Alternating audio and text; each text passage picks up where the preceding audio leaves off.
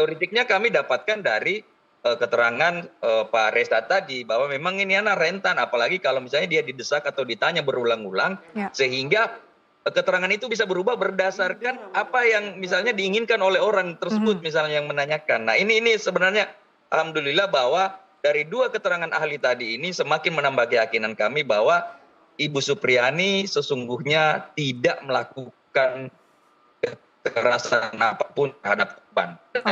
Supriyani nyata-nyata memang dikriminalisasi oleh oknum yang memang konflik of interest, kebetulan dia polisi dan bertugas di polsek yang memeriksa perkara ini. Oke, baik.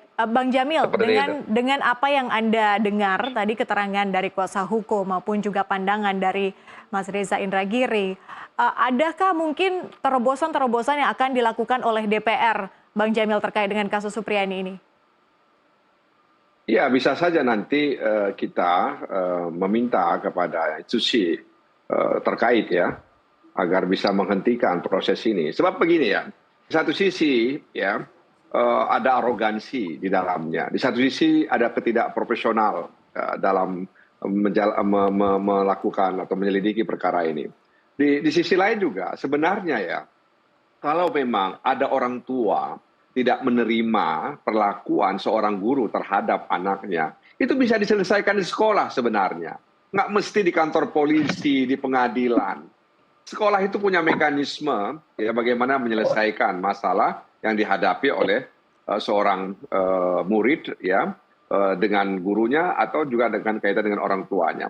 Nah ini yang kita sayangkan. Makanya di awal saya katakan bahwa ada mekanisme yang nggak berjalan ya sehingga kemudian sampailah ini ke pengadilan. Jadi kita tidak boleh kemudian guru dikriminalkan seperti itu dan secara psikologis itu akan berdampak terhadap guru-guru lainnya. Jadi mereka akan khawatir, takut ketika merespon situasi yang terjadi pada muridnya kalau nanti mereka dipersoalkan. Jadi sekali lagi saya lihat bahwa memang seharusnya ini tidak sampai ke pengadilan, cukup diselesaikan di sekolah, melibatkan banyak orang, ya, sehingga menjadi pembelajaran. Dan ini sesuatu yang harus dilakukan sebenarnya ke depan. Jangan sikit-sikit, ya, lalu masuk ke ranah hukum. Sikit-sikit masuk ke ranah hukum. Jadi di mana sebenarnya fungsi sekolah, ya, untuk menertibkan kalau memang ada yang tidak tertib, kira-kira begitu. Untuk mendisiplinkan yang tidak disiplin, kira-kira begitu. Jadi kami di Komisi 3 nanti mungkin punya catatan. Dan tentu saja kita akan mengundang ya setelah kepolisian kita akan mengundang Kejaksaan Agung Republik Indonesia dan tentu kasus ini akan kita konfirmasi kepada kedua institusi tersebut ya dan bisa saja nanti Komisi 3 ya meminta kepada Jaksa Agung ya untuk melakukan tindakan atau apakah kewenangan yang dimiliki oleh kejaksaan dalam hal Jaksa Agung untuk ya mengabaikan dan mengabaikan persoalan ini dan itu kan pernah terjadi juga dalam kasus misalnya waktu itu pimpinan KPK, kemudian juga waktu itu Novel Baswedan dan lain sebagainya sudah sampai ke pengadilan, kemudian di KPK ada jurisprudensi sebenarnya dalam hal-hal seperti ini. Jadi tidak perlu kemudian mengatakan wah ini nanti gimana atau seperti apa dan lain sebagainya. Oke, saya ingin beralih ke Mas Reza. Mas Reza, saya ingin melihat dari sisi mungkin guru atau pendidik, Mas Reza.